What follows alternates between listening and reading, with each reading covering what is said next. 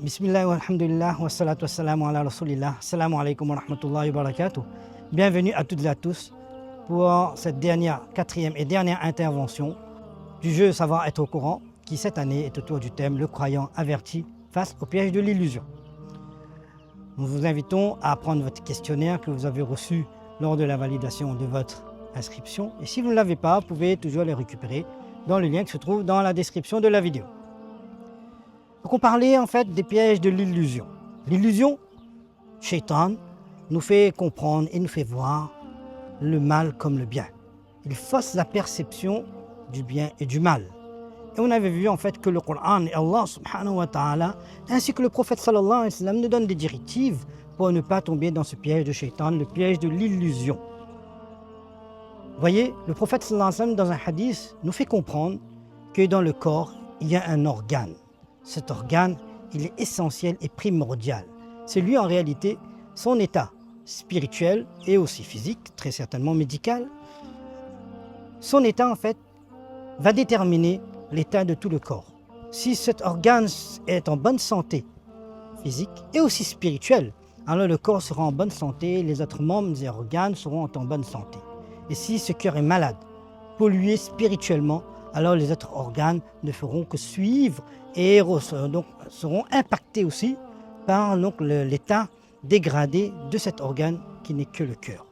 Donc le cœur et l'importance de ce cœur est primordial et l'entretien spirituel de ce cœur est important. Si ce cœur est endurci, ça va brouiller les regards. Le cœur est insensible, endurci, alors on n'arrive plus à percevoir le bien. On va se tromper, on va être confus dans le bien et le mal. Donc l'endurcissement du cœur peut contribuer à ruse de Shaitan, à permettre à Shaitan d'embrouiller le bien et de ne plus comprendre le bien, de se tromper entre le bien et le mal. On va repartir, faire un saut dans l'histoire. Aujourd'hui, on va voir un peuple, les Bani Israël. Vous voyez, lorsque le Coran et Allah subhanahu wa ta'ala, il commence le Coran, pas dans l'ordre de la révélation, mais dans notre lecture, dans la récitation, dans sa compilation. Les premiers récits d'Allah, il fait mention, le récit du prophète Adam alayhi salatu wassalam, et tout de suite Allah suit par les récits des Bani Israël, les descendants du prophète Yaqub alayhi salatu wassalam. Allah il mentionne les bienfaits, énormément de bienfaits. Ya Bani Israël adhkuru ni'mati allati an'amtu alaykum, etc. Allah il décrit les bienfaits qu'Allah il a accordés à ce peuple. Bani Israël, وَإِذْ قَالَ مُوسَى لِقَوْمِهِ يَا قَوْمِ اذْكُرُوا نِعْمَتِيَ الَّتِي أَنْعَمْتُ عَلَيْكُمْ, etc. Énormément de bienfaits, énormément de bienfaits. Et on sait, la deuxième sourate du Coran, la sourate Al-Baqarah, et Allah il mentionne un grand bienfait qu'il a accordé au prophète, aux Bani Israël, par le biais du prophète Moussa alayhi salatu wassalam. Ils avaient avec eux un prophète qui dialoguait directement avec Allah subhanahu wa ta'ala, Kalimullah, qui parlait directement avec Allah subhanahu wa ta'ala. Et à un moment donné, il commence à se moquer du prophète Moussa alayhi salam. Qalu atattakhidhuna huzwa, Moussa alayhi salam, le peuple s'adresse. Atattakhidhuna, tu te moques de nous. Tu te moques de nous alors que Moussa alayhi salam, il parle à Allah. Allah leur donne des directives.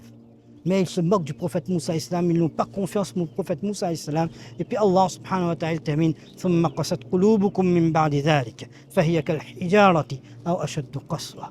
Que leurs cœurs sont venus très durs. Très dur, comme des rochers. Et Allah, il continue même pire que des rochers. Et Allah, il décrit que voilà, les rochers, ils peuvent se fissurer. Il y a de l'eau qui sort, mais leurs cœurs sont devenus insensibles. Tellement dur que plus dur qu'une pierre. Pourquoi? Parce qu'ils sont montrés ingrats vis-à-vis des bienfaits d'Allah subhanahu wa ta'ala. L'ingratitude vis-à-vis des bienfaits d'Allah subhanahu wa ta'ala particulièrement rend le cœur insensible et dur, au point à un moment donné de ne plus percevoir, de ne plus faire la distinction entre le bien et le mal. Et un bienfait, on connaît beaucoup de bienfaits qu'Allah nous a accordés. Voyez le corps, la santé, la sérénité, voyez cette atmosphère, cet environnement autour de nous, magnifique, masha'Allah. Des bienfaits, Allah nous inonde, nous submerge de bienfaits du matin au soir de notre naissance à notre mort, on est submergé de bienfaits. Mais un bienfait qu'on a souvent tendance à oublier, c'est les bienfaits spirituels.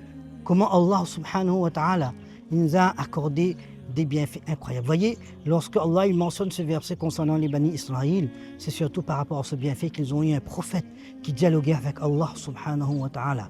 Nous, ces bienfaits, on oublie. on a avec nous des facilités incroyables qu'Allah nous a accordées, facilité d'accès au dîn, facilité d'apprendre le Coran, facilité de lire le Coran, d'avoir des manuscrits avec nous.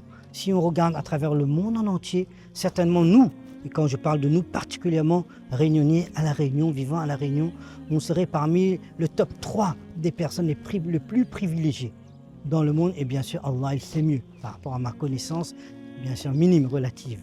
On est parmi les VIP de l'humanité. Par rapport à tous ces bienfaits qu'Allah nous a accordés en termes de sécurité, en termes d'abondance et en termes d'accès à la religion et d'apprentissage à la religion. On a avec nous des savants dans chaque ville, à chaque coin de la ville, et pas un, mais plusieurs savants authentiques, aboutis, alhamdulillah et subhanahu wa ta'ala, diplômés, qui peuvent nous enseigner la religion, nous faire apprendre la parole d'Allah subhanahu wa ta'ala, qui peuvent nous transmettre la révélation, nous faire comprendre le message d'Allah subhanahu wa ta'ala. Mais malheureusement, on oublie de remercier Allah pour ce bienfait, on oublie aussi de remercier ces personnes qui quelquefois sacrifient leur temps, sacrifient leur énergie, leur confort, et à tout entendre de la part de toutes sortes de personnes. On oublie de remercier et de nous montrer reconnaissants vis-à-vis de ce grand bienfait d'Allah subhanahu wa ta'ala. Vous voyez, c'est un bienfait qu'on ne peut pas estimer. Autour de nous, quelquefois très proche de nous, dans des îles ou dans des pays tout proches de nous, ils cherchent des personnes, ils cherchent du Coran, même un manuscrit pour pouvoir enseigner, apprendre leurs enfants et transmettre ce dîn d'Allah subhanahu wa ta'ala. Ils partent à la recherche des savants pour pouvoir leur apprendre et apprendre à leurs enfants. Mais ils le trouvent, ce sont des bienfaits rares pour eux. Et aussi ici, alhamdulillah, c'est une abondance. Alors, par la grâce d'Allah subhanahu wa ta'ala, je dois me montrer reconnaissant et on doit se montrer reconnaissant. Souvent, des fois, malheureusement, on oublie de remercier Allah subhanahu wa ta'ala pour cette facilité. Ça, c'est une chose. Et deuxième chose, souvent, des fois, les péchés. Quand une personne commet trop de péchés, alors le prophète sallallahu alayhi wa sallam dit, quand une personne commet un péché, il y a un point noir qui apparaît sur son cœur. Et lorsque il ne demande pas pardon, alors cette trace s'amplifie. Et à un moment donné, s'il ne demande pas pardon, c'est le cœur qui devient noir. Quand le cœur devient noir, ça veut dire qu'il devient insensible. Insensible. Et pour lui, il n'arrive plus à comprendre un mal comme un mal et un bien comme un bien. On peut lui dire comme on veut que mon frère, ma sœur, c'est quelque chose qui n'est pas bien. Éthiquement, c'est pas bien. Religieusement, c'est pas bien. Humainement, c'est pas bien.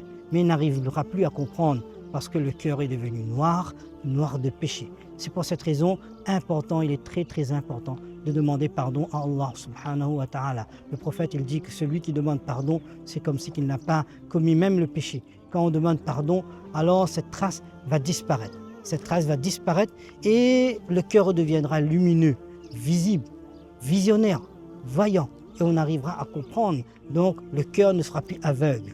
Les yeux peuvent devenir aveugles, mais si on a un cœur qui est voyant, averti, et un cœur qui peut regarder et comprendre les choses, on sera à l'abri de beaucoup de choses. On sera à l'abri surtout de cette ruse de Shaitan qui nous discerne le bien du mal, qui ne fait pas comprendre en fait, qui nous voile le mal et qui nous donne une bonne apparence, une belle apparence du bien. Donc très important, la première chose, c'est la reconnaissance, la gratitude. C'est éliminer l'ingratitude. Et deuxième chose, bien sûr, demander pardon à Allah subhanahu wa ta'ala qui permet en fait de rendre ce cœur lumineux, visionnaire et de comprendre mieux les choses. Wa akhiru da'wana alhamdulillahi rabbil alamin. Wassalamu alaikum wa rahmatullahi wa barakatuh.